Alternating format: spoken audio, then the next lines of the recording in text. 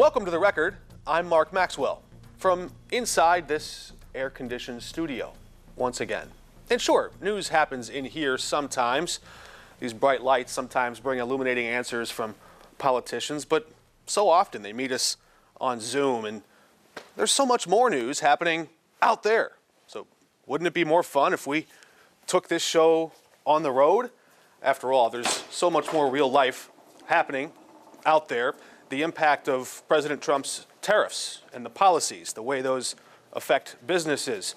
Today, that's where we're going to go, to the Metro East, to visit with Democratic Congresswoman Nikki Budzinski. She was a former Biden-era budget bureaucrat working in the White House, and before that, a senior advisor to Illinois Governor J.B. Pritzker. Now, of course, she has a story to tell. She's talking to some different business owners about how all of this tariff and tax policy, trade policy might hurt them. We'll go hear from that. And we're going to join her at a town hall where she's going to meet with a lot of voters and the president of the AFT, Randy Weingarten, a national figure on the political stage there. So we're going to get in the car, go across the Mississippi River into Illinois, and see what we can find out, taking the record on the road. Our trip to Illinois and Congresswoman Nikki Budzinski's stops in the Metro East to highlight the Trump tariff impacts come at a really interesting time for the president and his policies, because just today the U.S. Court of International Trade pumped the brakes on those policies and said you don't have the power to do that as president, even though Congress has ceded that power to the White House in decades past, dating back to roughly the Nixon administration or the 60s, right around there. Still, the White House is pressing on and fighting this in court, saying that, quote, unelected judges don't have the power to decide national emergency policy. So they're trying to use the emergency executive powers to expand the tariff and trade policies here.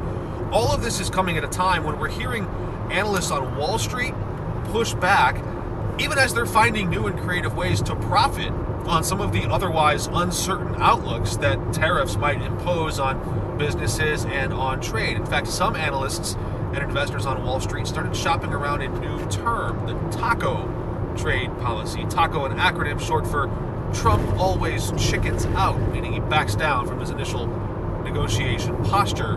The president didn't exactly take kindly to that acronym or that moniker when a reporter asked him about it to his face on Thursday. Wall Street analysts have coined a new term called the taco trade. They're saying Trump always chickens out on your tariff threats, and that's why markets are higher this week. What's your response to that? I kick out? Chicken out. Oh, then I chicken out. I've never heard that. You mean because I reduced China from 145% that I set down to 100 and then down to another number? Because I gave the European Union a 50% tax tariff, and they called up and they said, please, let's meet right now. We had a country people didn't think it was going to survive, and you ask a nasty question like that. Clearly, President Trump, again, not taking kindly to that question, but he knows that his whole economic policy is at stake right now. You might have heard on this very program recently, Missouri Senator Eric Schmidt not necessarily endorsing or confirming or predicting the positive outlook of this direction we're headed in, but more condemning the trade policy of the past several decades. We asked him about that speech he delivered on the Senate floor in great detail.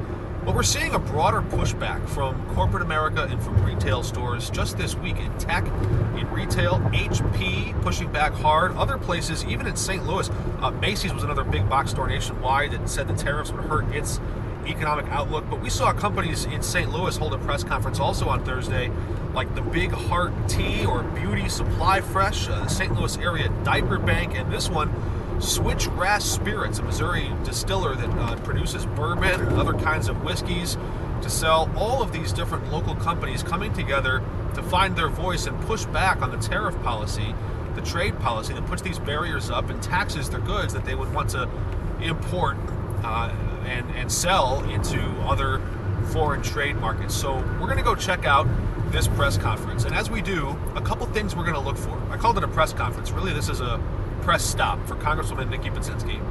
And we'll put our cards on the table. She's a Democrat. She's here in a district, probably a safe Democratic district, one that leans that way. We'll see if she fields a Republican challenger in the 2026 midterms. So she'll be here to push a narrative for sure. That's part of politics. But we're going to be watching for real people if they can demonstrate real impact, if they can show us the bottom line, how much this costs you, how much this costs their business. That's what we're going to point our cameras at. And while we do, we'll be looking for any signs of control or filtration that keeps certain critics of a Democratic policy or an agenda out of the room, or if it amplifies any kind of rhetoric or spin. We'll be watching for all that to see if we can bring you the closest reality that we can find on the ground. Yes, this is a political stop for a congresswoman, and so too will the next stop be that focuses on education funding. More on that in a minute. But let's check in with Congresswoman Nikki Budzinski at the sporting goods store in Edwardsville.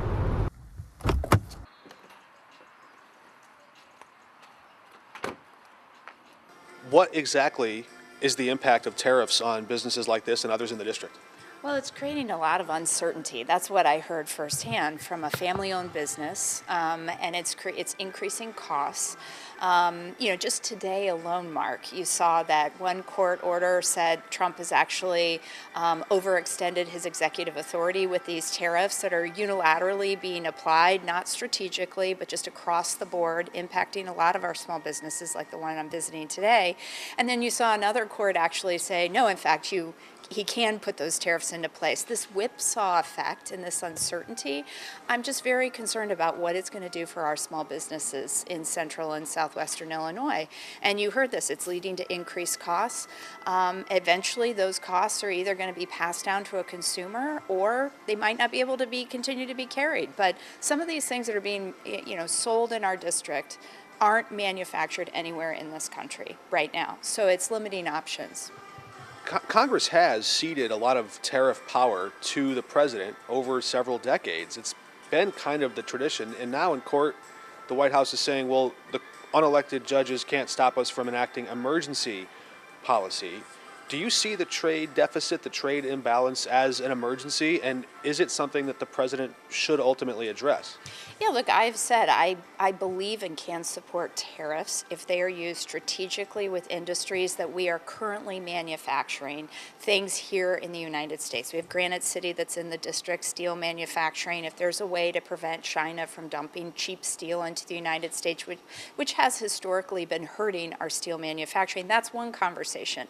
But that's not what this administration is doing. It's an across-the-board tariff. When you look at Canada, which is a good trading partner, when you look at some of these other markets where, for example, I represent a lot of companies, a lot of agricultural businesses, a lot of farmers that are trying to move their goods to market, they're limiting those options. And so I think I've led legislation in the House to actually push back specifically legislatively against the way Trump is actually trying to do these tariffs. They need to be strategic. He needs to work within the parameters of his executive authority because ultimately you need Congress in order to do what he's doing today. Father and son, Mike and Austin Viano, run this first-to-the-finish sporting goods supply store and told me that since the trade war started, it's cost their bottom line $25,000 to $30,000 just to ship in the supplies they need to make and sell products here in Illinois. How would you compare this chapter of disruption or uncertainty to those chapters you've seen over the last 30-plus years? I think it's tougher now. I think it's a lot harder to run a business because you don't know what's going to happen, next week or next year, with all the tariffs and things like that really disrupt some of the, core things that we're trying to do. We do a lot of overseas manufacturing, so we're really trying to compensate for, if we lose, margin or whatever. So it's been very tough. I heard you talking a little bit about some of the different ways you've had to adapt quickly. And you've got supplies coming in from all these different countries. I heard you mention a couple, Pakistan, the Philippines, I think I heard you say. Mm-hmm. Have you had to stop and reconsider any of those patterns? We looked at a couple manufacturers that are somewhat local. Unfortunately, the pricing just didn't really match where we need to be competitive with who we're competing against. So for now, we just kind of keep on going and adjusting as we go and just take one problem at a time. Is it just as simple as finding an American supplier, or in some cases, what do you run up against if you try looking in that direction? The supplier that matches what you need specifically. So, for instance, we make track jerseys in the Philippines, and we've tailored that item to match exactly what our customer wants over the course of like 2-3 years. And so that's process. So recreating that item is difficult, right from the get-go of a new manufacturer. All right, on the road to the next stop, where we're going to hear from AFT President Randy Weingarten, a big teachers union advocate, and we're going to hear from Democratic Congresswoman Nikki Budzinski again on the future of education, what federal funding cuts might mean for your local property taxes, state taxes, and education at large. All of that just ahead. But while we're on the road, let's dial a couple of state legislators back in Missouri and see if we can get their take on what's coming up, because we told you legislators were heading for the exits. Well, not so in Missouri. They're heading back to work because Governor Mike Kehoe just called them into a special session. A lot on the line for the future of the Kansas City Chiefs and Royals. Will they get a tax bailout or a tax subsidy, a tax break to stay in Kansas City? Might they be lured to leave for Kansas? There's a lot of St. Louis tornado relief perhaps on the line, and a whole bunch of other capital and infrastructure projects, pork you might call it, in this big bill. All right, let's place a phone call to, we're going to call him rookie Democrat, House Democrat, Ray Reed. Hello. Hey, Ray, it's Mark Maxwell from KSDK. We're just on the road here. Wanted to call you for a... Yeah, thanks for picking up. We just wanted to call you for a bit of a preview as to what you might expect coming up coming down the line in Jeff City in this special session. Are you on board with this idea to give a bunch of tax money to the Kansas City Chiefs and the Royals? I'm not. We spent the entire session giving away money to billionaires in the form of cutting taxes on capital gains and letting billionaires find different ways to cheat government. It's really only hurting the working class. So I'm definitely not in favor of giving more money away to the super rich among us. There are other capital infrastructure and building projects, though, that were queued up and ready to pass the House when the House just adjourned, and kind of, at least on the budget side, the Constitution sets that timeline and that limit to pass those big spending portions of the bill. So those are all kind of on the back burner. If it means you can get some of those priorities through, is that a compromise you're willing to consider? Absolutely. It's not just for me personally. I think a lot of other Democrats too. I can't speak for everyone.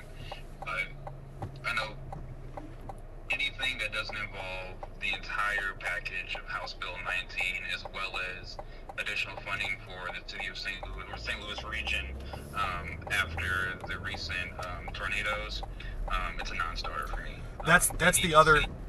Yeah, that's the other big piece of this, the tornado relief. I mean, how much can the state really deliver there? Have you seen any early indication of a price tag or an eyeball estimate of how much money the state of Missouri can shovel into the St. Louis relief effort? We're looking at giving $900 million to the Chiefs office. So, possibility for me is about priority. And I'm just not in favor of prioritizing giving money away to the wealthy over making a real investment in the St. Louis region. So for me, anything short of $50 million is a non-starter. Well, I appreciate you picking up the phone for us while we're out here on the road. We're trying this new thing, the Record on the Road. Maybe we'll come find you in your district one of these weeks soon over summer break and learn a little bit more about your first impressions as a legislator in Jefferson City. Before we hang up with you here, do you have any predictions or insights into the dynamics of that building right now? Things really left on a sour note. What are we in for as we watch this special session? Governor Kehoe has a lot on the line. He has a lot of his big agenda items he's pushing for. He knows that building well, but what's your first impression? Is this thing going to get through or what? Absolutely. I want to be straight with everyone that's listening. It's not that Democrats are just mad for no reason. Republicans broke good faith negotiations on doing something about what happened with Prop A and Amendment 3. Let me be clear, the Democrats aren't moving on the right to choose. But Republicans made the decision to abandon negotiations and force their abortion ban onto the state of Missouri again, probably in the 2026 ballot. And breaking precedent in the Senate, that really can't go unpunished. So, I stand behind my Senate colleagues, and in any way they choose to push back against Republican extremism in Jefferson City. All right, well, thanks for your time. Thank you, man. There we have it. Ray Reid, a House Democrat, a freshman, just picking up the phone there.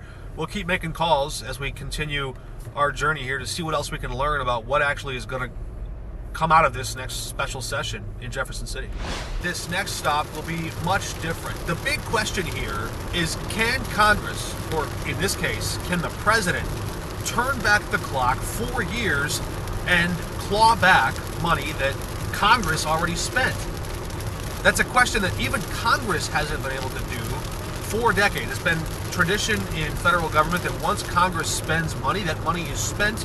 That's a promise Congress made. The money's out the door, the check has been cut, and then local school districts, in this case, have the confidence to take that money to the market, spend it on upgrades. Now, they have to follow a certain number of rules, but in this case, in East St. Louis, a $19 million federal funding allocation was going to help upgrade the heating and air conditioning inside of the school district in one of the poorest communities in America, one of the poorest black communities in America. In this case, the American Rescue Plan Act, which was passed almost immediately after President Joe Biden took office in 2021, promised billions of dollars to school districts across the country. Now, President Trump, not going through Congress, but through executive action, is trying to claw back a lot of that money. And in this case, it would cost East St. Louis $19 million in those planned upgrades that were provided and promised, not just by the president, but by Congress. That's why the NEA, the AFT, the big teachers unions are meeting with Congresswoman Nikki Budzinski in East St. Louis. We're going to go in and get a bit of the reaction at this town hall. The parking lot packed, the auditorium filling up. A lot of people, teachers, members of the teachers unions coming in to hear Becky Pringle, president of the NEA, and Randy Weingarten, president of the AFT, alongside Congresswoman Nikki Budzinski. The stage is set. Let's hear what they have to say. Just a few weeks ago, in a stunning and unexpected reversal, the federal government clawed back nearly $19 million in funds that had already been awarded, approved, and committed to our school district.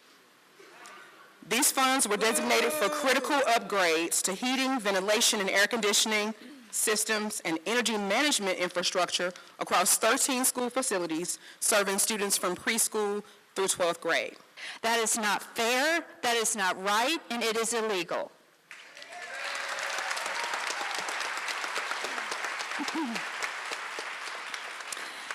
They came into office, and by they I mean the Trump administration, with a clear agenda to dismantle the Department of Education and to weaken our public school system. And they've wasted no time, as we all know. On March 20th, President Trump signed an executive order to begin the process of dismantling the Department of Education itself. And make no mistake, that too is illegal. We have filed hundreds of lawsuits, and we're winning. We're winning. All right, so let's digest what we just saw. A Democrat, a member of Congress facing re-election in 2026, holding a public town hall. That is not without risk. We're seeing more Democrats lean into this public town hall forum in part to lure Republicans into doing the same. Now, to be fair, yes, it was open to the public, and there were hundreds of people in attendance, but there was still some moderation or control of the process. For example, the questions that were submitted to the panelists were screened by a friendly host. So maybe there could have been some Republicans there to jeer or to boo from the crowd. We didn't see any of that. But there again, we know that Republicans are retreating from spaces like this, from town halls, out of fear of any backlash or any Democratic activist who might show up and try to upstage their event by sounding an alarm over these federal cuts. And that brings us to the core of the message that we heard from the NEA and the AFT. It seems that their pitch right now, both on policy and politics, is to dig in on defense. Not so much to go on offense and look for ways to innovate or fix what's necessarily broken with our education system, but just to stop further cuts from the funding mechanisms and the systems they've built and believe in. A lot more to come as this Trump policy on slashing old grants and reneging on old promises made by Congress winds its way through the courts. Which brings us to this final interaction with AFT President Randy Weingarten at a press conference just after the event wrapped. We hear a lot about funding education. We hear a lot less about fixing what's broken in education. American students ranked 34th globally in math, trailing many peer nations. After decades of reform and increased education for increased funding for public education, why do you think we're still falling so far behind? I'm so glad you asked that question, because if you noticed, I don't know if you were in the room, but that's why I spent a lot of time not just talking about the funding cuts, but what we need to move forward. So this is what we have seen in terms of education spending and education scores. The places in the world and the places in the country that do the best are the ones that have a safe and welcoming environment for kids, and the ones that are engaging and relevant and have curriculum that is engaging and relevant. Because what we're doing these days is not only did we lose ground in COVID, as did everyone around the world, but we are competing with these phones. And what we're seeing is that in the last 4 years in particular, we're really competing with these phones.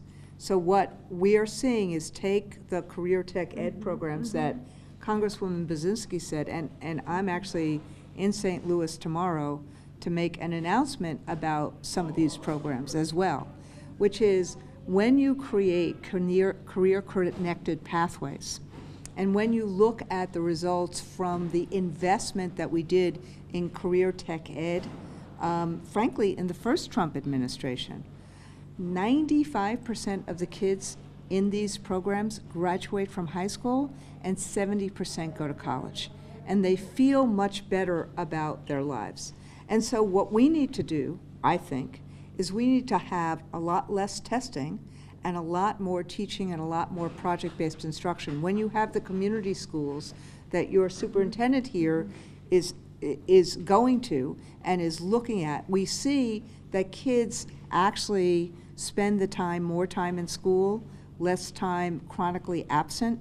So what we're doing is we're actually looking at what works for kids, and we're pushing to have those things. But the through line, my friend, is that every single one of these programs require, particularly in a district like East St. Louis, it requires more resources, not less. This administration is setting a very dangerous tone around privatization, and a lot of my Republican colleagues seem very fearful of standing up to this administration. Maybe a question for President Pringle on a related topic. When we look at the reading and math proficiency scores in this district, they're pretty low.